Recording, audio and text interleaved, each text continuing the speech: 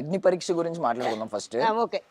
మీరు జీవితంలో ఎన్నో పరీక్షలు ఎదుర్కొన్నారు. మీరు చూసిన జీవితం చాలా మంది అక్కడ ఉన్న జడ్జిలు వాళ్ళే చెప్పారు. నేను చూడలేదు, అవునవును. సగం జీవితం కూడా చూడలేదని చెప్పి. అవును. సో మీరు ఇప్పటికీ ఇంత ఎనర్జెటిక్ గా ఉన్నారు.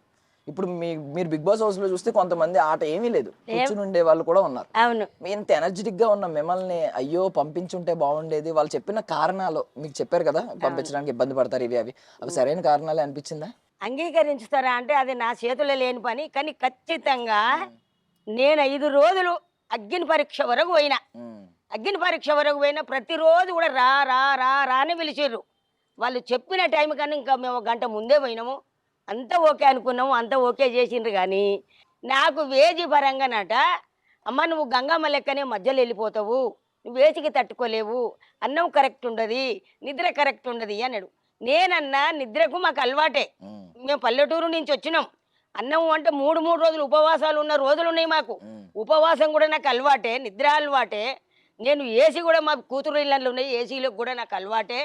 నేను అన్నిటికీ తట్టుకుంటా సారు అన్న. ఆ ఆట నువ్వు ఆడలేవు అన్నాడు నవదీప్ సార్ అన్నాడు.